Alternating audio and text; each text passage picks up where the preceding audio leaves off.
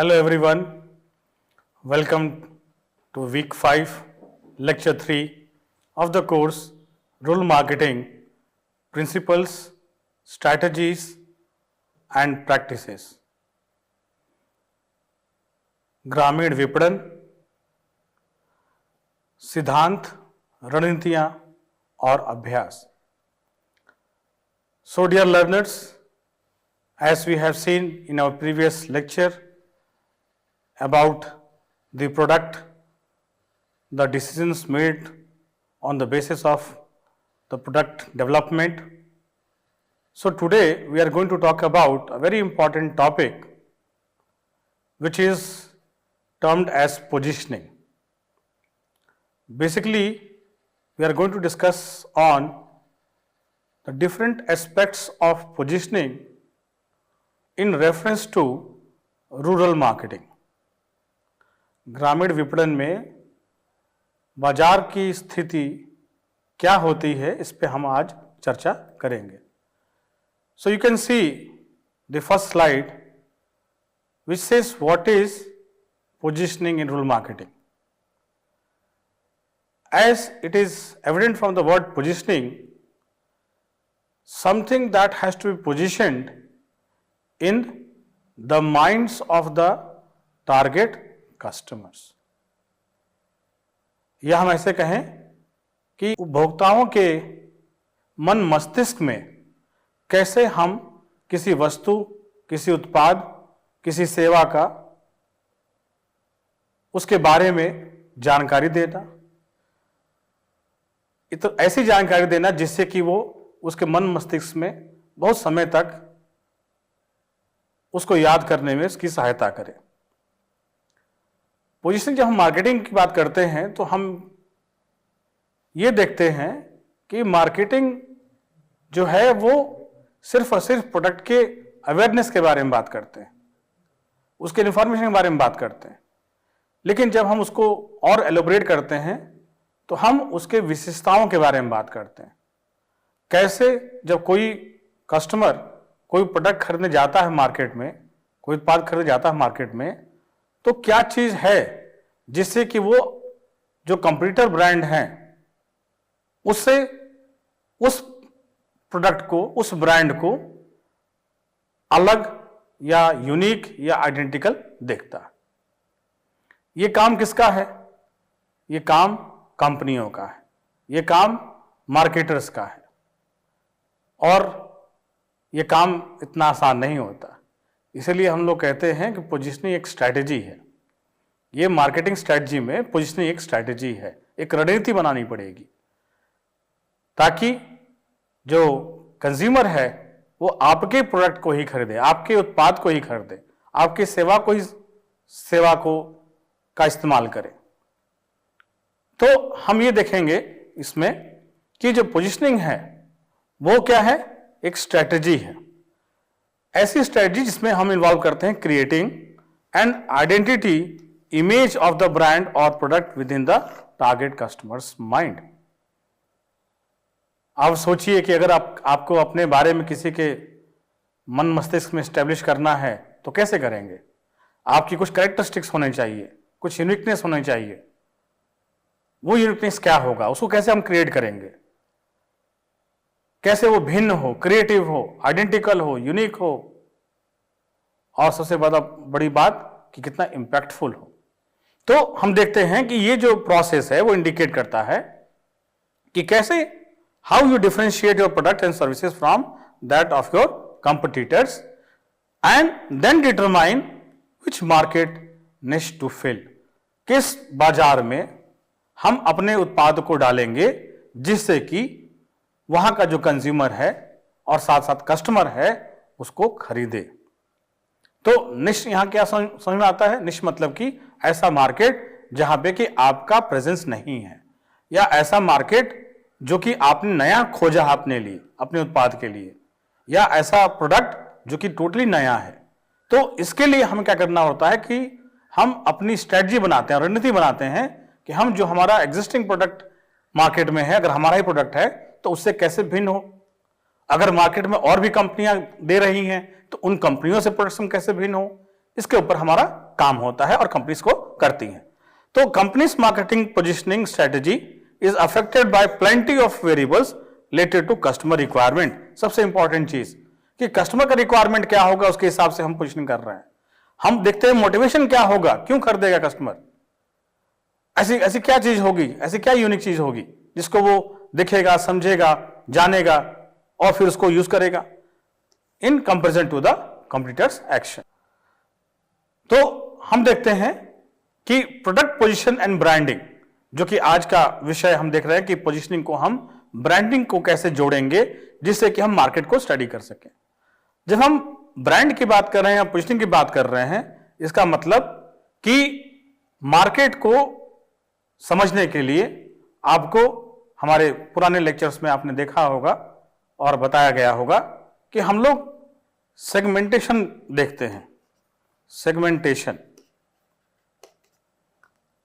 क्या है कि जो कैरेक्टरिस्टिक्स है उसके हिसाब से बाजार को बांट दिया, जैसे जैसे कैरेक्टरिस्टिक्स चेंज होंगी वैसे वैसे हम कर सकते हैं। तो पहले हम होमोजीनियस देखते हैं, फिर हम हेटेरोजीनियस देखते हैं और उसी में हम करते हैं टारगेट। हमारा टारगेट कस्टमर कौन होगा, कंज्यूमर कौन होगा जिसको यूज करेगा। और ये सब करने के लिए इसका उद्देश्य क्या है? इसका उद्देश्य ये है ताकि हमारा जो ऑब्जेक्टिविटी है अपने प्रोडक्ट को, अपने सर्विसेज को रेंडर करने के लिए कस्टमर को, उसको हम बड़े अच्छे से कर सकें। इसलिए हमें क्या करना है कि अपने मार्केट को सेगमेंट करना है। अगर इसी परिवेश को अगर हम रूरल मार्केट में देखते हैं, ग्रामीण विपणन में देखते हैं, तो हमें क्या करना होगा? हमें देखना है कि ग्रामीण जो हमारा उपभोक्ता है उसकी क्या आवश्यकताएं हैं, उसकी क्या नेसेसिटी हैं और उसके हिसाब से हम अपना सेगमेंटेशन कर देते हैं। जैसे हम कहें कि महिला और पुरुष दो लोग हैं, दोनों की जरूरतें अलग अलग हैं। अगर हम कहें पुरुष जो है वो उसकी जो रिक्वायरमेंट है वो अलग होगी और महिला की अलग होगी, फिर महिला में फिर बांट दें, ऐसी महिलाएं जो घर में काम करती हैं, ऐसी महिलाएं जो खेतों में काम करती हैं, दोनों की रिक्वायरमेंट अलग होगी। तो इस तरह से हम इसको डिवाइड कर देते हैं। इसको देखें हम कि जो प्रोडक्ट पोजीशनिंग है और जो ब्रांडिंग है रूरल मार्केट में, ये इसका जो स्ट्रेटजी है rooted in the understanding the unique culture. Unique culture बहुत इंपॉर्टेंट है। हर ग्रामीण प्रदेश में, हर गांव का, हर ग्राम का जो परिवेश होगा वो डिफरेंट होगा, कल्चर डिफरेंट होगा। इकोनॉमिक कंडीशंस हम जानते हैं डिफरेंट होगी।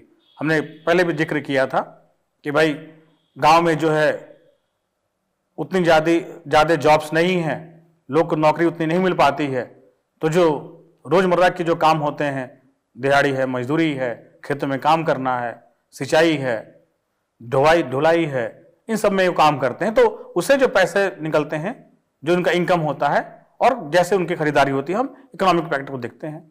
Social dynamic of rural consumers में हम देखें कि उनका अपने सोसाइटी में, अपने सराउंडिंग्स में कैसा व्यवहार होता है, कैसे एक दूसरे के साथ एक साथ चलते हैं, कैसे एक दूसरे को मदद करते हैं, किन चीज़ों में जुड़ाव रहता है। और इसी को देखते हुए हम कह सकते हैं कि रूरल मार्केट जो है often differ significantly from the urban market, जिसमें हम कह सकते हैं in terms of income levels. जो इनकम लेवल है बहुत भिन्न है।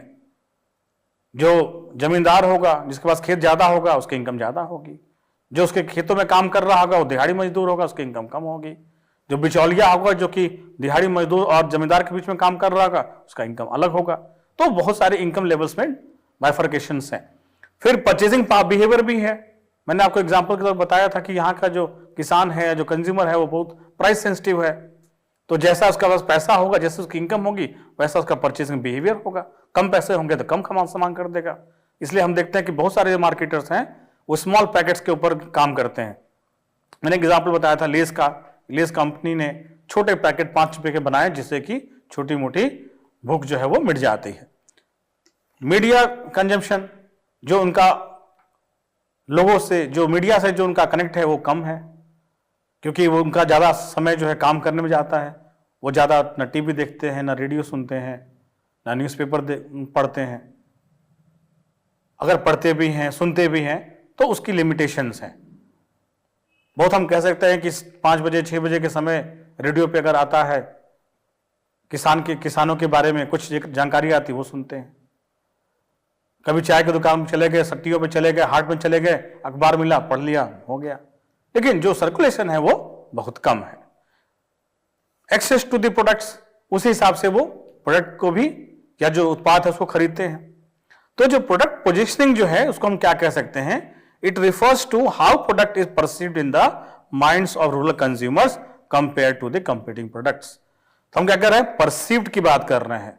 जो प्रोडक्ट है हमारा, उसको हमारा कस्टमर जो है कैसे परसीव कर रहा है अपने मन में, अपने दिमाग में। क्यों? क्योंकि उस प्रोडक्ट को उसको खरीदना होगा, तो मन जो है वो तो कह सकते हैं मनसा होगी खरीदने की, लेकिन पॉकेट अलाउ नहीं कर रहा है। तो इन दोनों के बीच में तालमेल होना चाहिए, और इस तालमेल को जो पैसे और चाहत की जो हमने रिक्वायरमेंट है, इन दोनों को हम स्ट्रेटजी के तौर पे जो कंपनीज हैं वो डिजाइन करती हैं। मैंने आपसे कहा कि अगर आपको कोका कोला का बॉटल चाहिए तो आपकी जो प्यास है वो छोटी प्यास है, अगर तो 200 ml का, 250 ml का आप प्रोडक्ट खरीद सकते हैं। आपको छोटी भूख लगी, आप 5 रुपए का लेस ले सकते हैं। तो उस हिसाब से हम देखते हैं कि यही चीज जो है परसीव्ड जो प्रोडक्ट परसेप्शन होता है, उससे हमारा रूरल मार्केट में करते हैं। At the same time branding focuses on creating unique identity. जो ब्रांडिंग है उसे यूनिक आइडेंटिटी क्रिएट कर रहे हैं for a product that resonates with the rural customers. ऐसे प्रोडक्ट्स जो कि कस्टमर के दिमाग में बस जाता है, उसके जहन में बस जाता है, वो जब भी कुछ खरीदने जाएंगे वो जाके उसी प्रोडक्ट का, उसी ब्रांड का नाम लेंगे। हम उदाहरण के तौर पर बताएं, आप जानते होंगे निरमा। निरमा एक ऐसा ब्रांड है जो कि डिटर्जेंट के तौर पे हमने देखा है इसको। निरमा, जिसमें छोटी सी लड़की होती है, वो घूमती है, वो पैकेट आपको याद होगा। तो घूमने वाली लड़की जो है, डांसिंग गर्ल जिसे हम कहते हैं, वो क्या करती है? वो आपके ब्रांड आइडेंटिटी है। आप उस लड़की को देख के समझ जाते हैं कि ये प्रोडक्ट हमारा जो है निरमा का प्रोडक्ट है। एक लड़की जो है वो बटर खा रही है, वो लड़की कौन है? वो अमूल की लड़की है। अमूल ने क्या किया? उस अटली बटली डिलीशियस गर्ल का नाम दे दिया। जब आप पार्ले जी का पैकेट खाते हैं, एक बबली सा लड़का रहता है, गोलू मोटू सा बच्चा रहता है, आप क्या करते हैं? आप समझ जाते हैं कि ये पार्ले जी का प्रोडक्ट है। तो हम क्या कर रहे हैं कि हम उसको उस कस्टमर के दिमाग में उन चीजों को बना के एक आइडेंटिटी क्रिएट कर देते हैं, और उसी से हमारा ये ब्रांड बन जाता है। अब strategies for effective product positioning में हम देखें कि अगर हमें इफेक्टिव पोजिशनिंग करनी है तो उसके लिए क्या करेंगे? हम फोकस ऑन द अफोर्डेबिलिटी। पहला काम जो हमें करना है कि वो हम उस प्रोडक्ट की अफोर्डेबिलिटी कितनी है, कितना कस्टमर हमारा खरीद सकता है, कितना हमारा उपभोक्ता खरीद सकता है, उसके रीच में है कि नहीं है, उसके पॉकेट में उतना पैसा है कि नहीं है, जिसका प्राइस है उस पॉकेट से मैच कर रहा है कि नहीं कर रहा है। और दूसरी चीज हम देखते हैं वैल्यू फॉर मनी। मैंने आपसे पहले भी कहा था कि जो गांव का जो कस्टमर है, ग्रामीण जो कस्टमर है, उपभोक्ता है, वो ये देखता है कि जो 5 रुपए दे रहा है तो 5 में उसको क्या मिल रहा है, 2 रुपए दे रहा है 2 रुपए में क्या मिल रहा है, क्योंकि वो उसका जो पैसा है वो बड़ी मेहनत से कमाता है। तो हर एक पैसे का उसके लिए मूल्यांकन करता है कि हम ये चीज खरीदनी चाहिए या नहीं खरीदनी चाहिए। तो रूरल कंज्यूमर में हम देखते हैं कि क्योंकि ये लोअर डिस्पोजल इनकम्स हैं, और जो प्रोडक्ट जो हम रख रहे हैं वहां पे वो अफोर्डेबिलिटी पे देखते हैं कि अफोर्डेबल हो, और दूसरा वैल्यू फॉर मनी हो। एग्जाम्पल हम कह सकते हैं बहुत सारे ऐसे कंपनीज हैं जो अपने प्रोडक्ट को लॉन्च करते हैं मार्केट में। हम कहें कि आप जानते होंगे कोलगेट, हम आज पेस्ट की बात नहीं कर रहे हैं, कोलगेट हम पाउडर की बात कर रहे हैं। याद करिए वो व्हाइट मतलब सफेद और लाल डब्बा, छोटा सा डब्बा, टिन का डब्बा, जो कि पाउडर की तरह यूज करते थे। क्या होता है उसमें? हम देख रहे हैं कि जो कंज्यूमर है उसको वैल्यू फॉर मनी देख रहा है, और साथ ही साथ क्योंकि वो पाउडर और लाल और सफेद जो कलर यूज किया गया है उससे उसकी कनेक्टिविटी होती है, इसलिए कंपनियों ने, कोलगेट कंपनी ने उसको व्हाइट पाउडर का नाम दिया। इसे कॉन्ट्रास्ट हम देखें कि डाबर ने लाल दंत मंजन का प्रयोग किया। लाल वो कलर जो हमारे ग्रामीण कंज्यूमर्स हैं वो उनको अट्रैक्ट करता है, वो उससे अपने आप को रिलेट करते हैं। दूसरा हम देखते हैं emphasises practical utility and durability. इसमें हम क्या देखते हैं कि जो कस्टमर हमारा बाई करता है उसको परखता है, वो देखता है कि क्या इसके वाकई में जो हमने जो प्रोडक्ट हम ले रहे हैं वो कारगर है कि नहीं है, उसको यूज करके देखता है, उसको समझता है कि कैसे यूज होगा, प्रैक्टिकलिटी क्या है। सामान खरीदना ही बड़ी बात नहीं है, उसको हम यूज कैसे करेंगे, कैसे हमें उसको उपभोग करेंगे। तो उसमें क्या करते हैं कि हम देखते हैं कि वो प्रिफर करता है कि वो ऐसे प्रोडक्ट्स जो कि लंबे समय तक रहें, उसको यूज कर सके, उस पर उस चीज को ज्यादा खरीदने का तवज्जो देता है। दूसरा क्या देखता है, वो लॉन्ग लास्टिंग, बहुत समय तक उसका काम आ सके और capable of performing under tough condition, मुश्किल समय में भी परफॉर्म कर सके। हम देखें एग्जांपल ट्रैक्टर, मैंने आपसे बताया था जॉन डेकर कंपनी ने अपना ट्रैक्टर बनाया, उसमें लो फ्यूल, ज्यादा जो जमीनी जो स्तर है, जो रोड है, जो ऊंच नीच वाला जो रास्ते हैं, उस पे कैसे वो चलेगा, बढ़िया चलेगा, लंबे समय तक चलेगा, मेंटेनेंस कॉस्ट कम हो। भाई मेंटेनेंस भी तो लगेगा जब गाड़ी चलेंगे। तो क्या देखा उसने कि उसका कितना मजबूत है, किस सड़कों पे चल सकता है, कितना उसमें पेट्रोल डीजल लगता है, और उसके हिसाब से अफोर्डेबिलिटी को वो देख के वो चीजों को खरीदता है। तो जो positions products are as practical solutions to everyday challenges in rural life, और ये बड़ा चैलेंज है कंपनीज के लिए कि उसको परफॉर्म करने का। नेक्स्ट हम देखते हैं लिवरेज ऑन रीजनल कस्टमाइजेशन। इसमें हम क्या देख रहे हैं कि कस्टमाइज द प्रोडक्ट और मैसेज। जब हम पोजीशन कर रहे हैं तो हम क्या कर रहे हैं कि इफेक्टिव कम्युनिकेशन करने के लिए जो कस्टमाइजेशन है कि क्यों कस्टमर खरीदेगा, उसके मन माफिक या उसके रिलेटेड वो प्रोडक्ट बना रहे हैं कि नहीं बना रहे हैं। अगर हम ₹1 का पाउच सैचेट दे रहे हैं डोव का या पेंटीन का या किस क्लिनिक प्लस का या नाइल का या चिक का, तो वो क्वांटिटी, वो प्राइस, उसमें हम ये मैसेज देते हैं कि भाई ये छोटा पैक है, ये जो है आराम से इसको हम ले जा सकते हैं, यूज कर सकते हैं। तो हम ये देखते हैं कि जो भी हम ब्रांडिंग कर रहे हैं उसमें मैसेज जो है बड़ा क्लियर हो, और वो मैसेज उस लोकल कम्युनिटी को, उस लोकल विलेजेस के जो आम बोलचाल की भाषा है, लैंग्वेज है, उसको यूज करते हुए हम उसको कस्टमाइज करें। नेक्स्ट है कम्युनिटी रिलायबिलिटी एंड ट्रस्टवर्दीनेस, क्योंकि हम जानते हैं कि हमारा जो ग्रामीण परिवेश है उसमें सोशलाइजिंग बहुत होता है, लोग दूसरे के साथ उठना बैठना, बात करना, मदद करना, ये सब चीजें करते हैं। तो उसमें हम देखें कि वो वहां पे कैसे कम्युनिटी रिलायबिलिटी होती है और ट्रस्टवर्दीनेस का जुड़ाव होता है। इसमें हम देखें कि जो रूरल मार्केट है डाइवर्स तो है ही है, लेकिन रीजनल प्रेफरेंसेस ज्यादा है। क्यों? क्योंकि बहुत सारे कल्चर्स हैं, बहुत सारे रीति रिवाज हैं, रिलीजन्स हैं, बहुत से देव देवताओं का पूजा पाठ होती है, बहुत सारे ऐसी परंपराएं हैं जो चली आ रही हैं। क्योंकि ये बड़ा डिफरेंट है, वैरायटी है, तो इसलिए और ज्यादा हमारे लिए फोकस हो जाता है कि कैसे इन चीजों को देखते हुए हम अपने प्रोडक्ट को, अपने ब्रांड को वहां एस्टेब्लिश करें। तो कस्टमाइज द प्रोडक्ट और message to cater to this local differences whether it's language, taste and functionality. जो वहां का बोलचाल भाषा है, उनका टेस्ट है, हर जैसे हम कहते हैं कि हर 3 कोस पे पानी बदल जाता है, लैंग्वेज बदल जाता है, खान पान बदल जाता है, तो इसमें चैलेंजेस बहुत ज्यादा होते हैं। जो में फिर हम देखते हैं highlight the social and cultural relevance. ये इंपॉर्टेंट इसलिए है क्योंकि रिलायबिलिटी और ट्रस्टवर्दी हमने जो बात की थी उसी से जुड़ा हुआ है कि एक हम एग्जांपल देते हैं जिसमें कि हम हाईलाइट सोशल एक्टिविटीज करते हैं। पहला एग्जांपल हमारा है लाइफ बॉय स्वास्थ्य चेतना। इसमें क्या हुआ कि कंपनी ने लॉन्च किया प्रोडक्ट जिसमें कि उन्होंने टारगेट किया विलेजेस को, और क्या कहा कि हाइजीन जो है क्यों इंपॉर्टेंट है, हाइजीन के बारे में बताना और बता के उस प्रोडक्ट का यूज करना। इसका मतलब यह है कि जो ग्रामीण हैं जिनको इसकी जानकारी नहीं है कि इसको यूज करेंगे तो क्या फायदा होगा, तो अगर आप ग्रामीण को एजुकेट कर, इस कैंपेन से जो लाइफ बॉय ने किया, इस कैंपेन से इसमें चेतना जगाई कि ऐसे प्रोडक्ट्स को हमें यूज करना चाहिए जो कि हमारे हेल्थ और हाइजीन को फोकस कर सके, हमें स्वस्थ दिनचर्या हम कर सकें।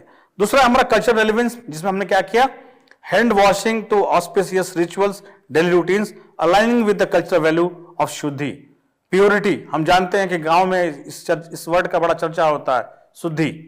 तो अगर आपको शुद्ध होना है, खासकर जब आप सुबह में से जाते हैं, वॉशरूम जाते हैं, तो आपको हैंड वॉश करने की आवश्यकता है, क्योंकि वो आपको शुद्धता करता है।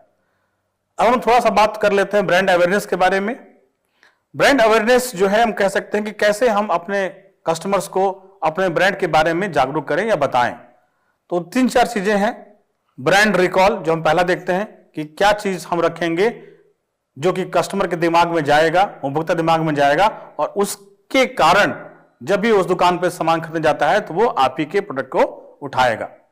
तो वो क्या चीजें हैं? क्या उसमें ऐसा इमेज यूज किया गया है, क्या ऐसा लोगो यूज किया गया है, क्या ऐसी स्टोरी लाइन बनाई गई है कि जिससे कारण आपके इंपैक्ट होता है और आप उसको खरीद लेते हैं।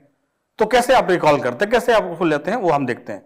परसीव्ड क्वालिटी, कि कस्टमर कैसे समझता है कि इसकी क्वालिटी क्या होगी। और क्वालिटी, जैसा हमने बताया कि बहुत बार हम जब प्रचार प्रसार करते हैं तो हम उस क्वालिटी का जिक्र करते हैं। हम कहें डिटॉल कहते हैं भाई 100% जर्म फ्री, ऐसा नहीं कहते हैं, कहते हैं 99.9% जर्म फ्री। इसका मतलब जो 99 जो हम वर्ड यूज कर रहे हैं, इससे जो हमारा जो है कस्टमर जो है समझ जाता है कि ये जो डिटॉल हम यूज करते हैं, ये हमारा क्वालिटी प्रोडक्ट है। तीसरा हम ब्रांड एसोसिएशन, कैसे हम उससे जुड़ाव करते हैं। अगर हम कोई प्रोडक्ट खरीद रहे हैं तो कुछ ऐसा कारण होगा जिसका हम जुड़ेंगे। अगर हम कहें कि हमें मोबाइल को रिचार्ज करना है, भारतीय एयरटेल ने लॉन्च किया, और उसने कहा कि भाई आप 20 रुपए का अगर आप लेते हैं तो 5 रुपए हम आपको फ्री कर देते हैं। हम क्यों खरीद रहे हैं? क्योंकि हमको लगता है कि 5 रुपए का हमें फ्री चीज मिल जाएगा, और क्योंकि वो 5 मिल रहा है, इसलिए हम उस एयरटेल या भारतीय एयरटेल को चार्ज को हम करते हैं। तो कहीं ना कहीं हम एसोसिएट करते हैं अपने आप को। ब्रांड एक्सपीरियंस, कैसे हमारा उसके साथ एक्सपीरियंस कैसा है।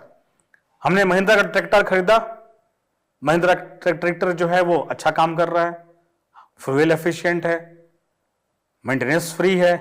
तो हम क्या कर रहे हैं कि हम जब उस चीज को खरीदते हैं और जब तक हम उसको रखते हैं अपने पास में, ये पूरा जो जर्नी है इसमें हमारा एक्सपीरियंस कैसा रहा, उसको हम जिक्र करते हैं उदाहरण तौर पे।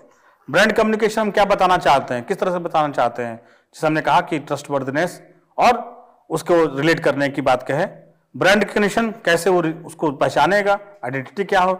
विजिबिलिटी, आप क्या दिखाना चाहते हैं, आप प्रचार कैसे करते हैं, उसमें किसी चीज को जिक्र करते हैं जिससे कि वो पहचानता है। ब्रांड आइडेंटिटी, कस्टमर के लिए क्या है, हमारा नाम है, लोगो है, साइन है, सिंबल है, उसे पहचानता है। टॉप ऑफ माइंड अवेयरनेस, कि कैसे कौन सी चीज है जो कि इन सभी चीजों में सबसे टॉप है, जिसके कारण से उसको पहचानता है। देन ब्रांड लॉयल्टी में हम देखते हैं कि कस्टमर जो है बार बार उस चीज को खरीदता है क्योंकि उससे सेटिस्फाइड है और ब्रांड लॉयल्टी के ऊपर जाता है। फिर देखते हैं लोकलाइज्ड मार्केटिंग कम्युनिकेशन। मैंने कहा 2 हम एग्जांपल लेते हैं, ठंडा मतलब कोकोला, और अमूल ने कहा देश की लस्सी। आपने देखा होगा इसका प्रचार ऐसे होता है। तो क्योंकि देसी जो है हमारे गांव से जोड़ता है, लस्सी क्योंकि हमारी दिनचर्या में है, अमूल ने इसको यूज किया। कोकोला ने यूज किया ठंडा मतलब कोला। आपको ठंडा कोकोला चाहिए, आप ठंडा बोलेंगे तो समझ जाएगा कोकोला लेना है। वर्ड ऑफ माउथ में क्या करते हैं, हम देखते हैं कि लोकलाइज जो हमारा इवेंट होता है, स्ट्रीट प्लेस होते हैं और डायरेक्ट इंटरेक्शन होता है, इसमें सब में हम इस ब्रांड के बारे में ज्यादातर उनको बताते हैं और उसको एंगेज करते हैं ताकि कस्टमर्स को खरीदे। इफेक्टिव डिस्ट्रीब्यूशन चैनल से हम देखें कि हम क्या करते हैं कि कैसे सिंपल, कन्वीनियंट और कॉस्ट इफेक्टिव हो, उस पर हम ज्यादा काम करते हैं। लिवरेज सेलिब्रिटी में हम कहें 2 एग्जांपल लेते हैं। एक हम लेते हैं पतंजलि, जो प्रमोट होता है, बाबा रामदेव करते हैं। कस्टमर जो है बाबा रामदेव को फॉलो करता है, योगा करते हैं, फॉलो करता है, उसके प्रोडक्ट को खरीद लेता है, सेलिब्रिटी है। दूसरा हम देखें महिंद्रा जो है, उसने क्या किया, लोकल प्रोग्रेसिव फार्मर्स को यूज किया अपने एडवर्टीजमेंट में। जब गांव के लोग जो यूज कर रहे हैं वो आप बताएंगे तो उसको आप ज्यादा मानेंगे, इन्फ्लुएंस ज्यादा होगा। सेल्फ हेल्प ग्रुप में लीडर हैं जिन्होंने ग्रामीण परिवेश में ग्रुप बनाया, सामान खरीदा, बैंक से लिंकेज किया, उनको लोग ज्यादा मानते हैं। फिर लास्ट हमारी जो है आंगनवाड़ी वर्कर्स हैं जो कि इसको प्रमोट करने में हेल्प करती हैं।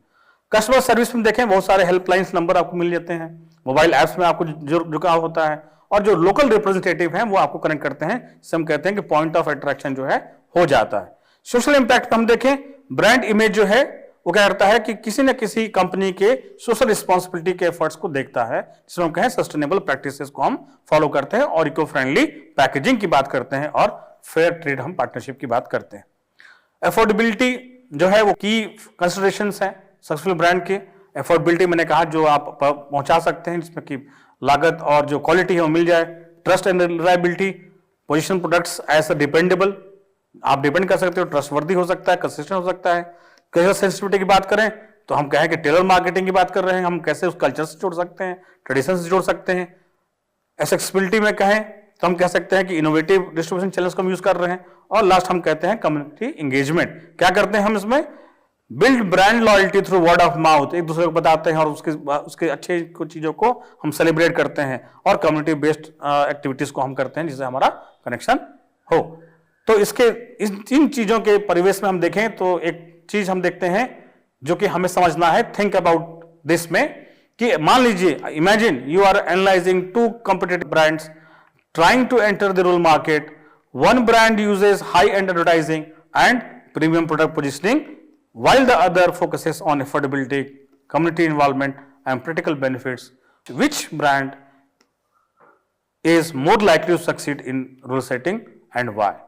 With this, I think we come to end of this lecture 3 of week 5. Thank you.